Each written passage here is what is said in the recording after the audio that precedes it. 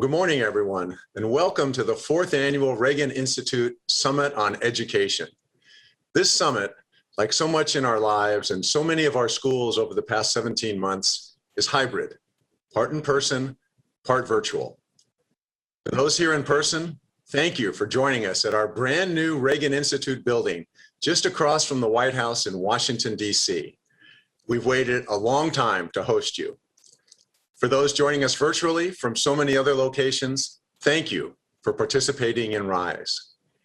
Just like our education system, this education summit has adapted and innovated through a time of historic disruption. This pandemic has demanded so much of our students, parents, and teachers, and it's shaken the foundation of our system, exposing and exacerbating achievement gaps. But out of crisis comes innovation. And that's our focus today, innovation. We have a narrow window of opportunity to decide what from the old system still works. What do we want to preserve? And what relics of the past can we do away with once and for all, so that we can build an education system that is the envy of the world and that propels us into the 22nd century? We're not likely to have an opportunity like this again to hit a reset, to make big changes and bold reforms. If we don't use this chance, then we're likely to fall back into our outdated habits. And with each month and year, those old habits will be harder to break. As with so many issues in Washington and state capitals, many Americans think we're too divided to ever agree on a path forward for education. But at the Reagan Institute Summit on Education, we believe otherwise. We're joined by members of Congress from both political parties. We're honored to have secretaries of education who have served under Democratic and Republican administrations, Secretary Page and Secretary Duncan.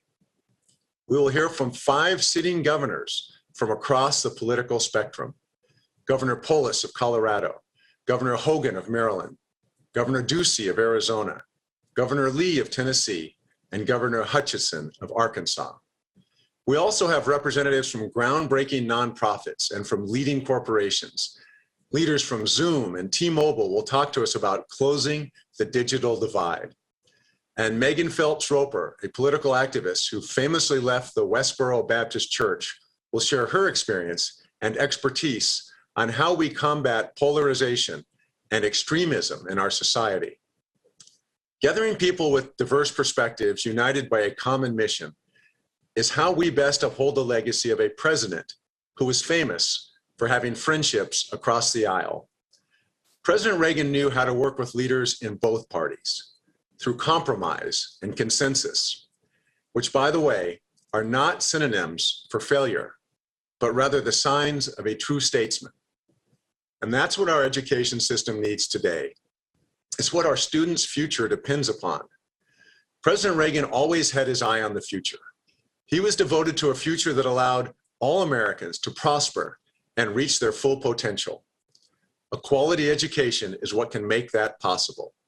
As he put it, quote, "Education has been a mainspring for our democracy and freedom, a means of providing gifts of knowledge and opportunity to all citizens, no matter how humble their background, so they can climb higher, help build the American dream, and leave a better life for those who follow." In an age of misinformation, of historical illiteracy, of aggressive foreign competition, and of widening inequality, we have to commit ourselves to providing those gifts. And that means turning crisis into innovation. For many Americans, just the mention of President Reagan brings to mind the image that he helped make so famous of America as a shining city upon a hill.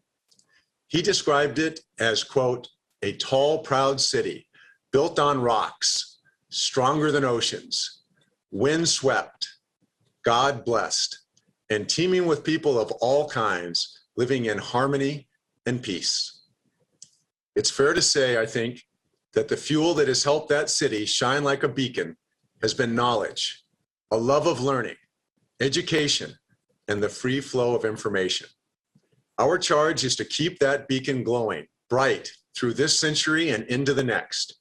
And that means coming together to improve and reimagine American education. So Let's get started. To begin today's conversations, we open with our first State of Education conversation moderated by Romy Drucker, the K-12 Education Program Director of the Walton Family Foundation and the Chair of the National Governors Association, the 46th Governor of Arkansas, Asa Hutchinson.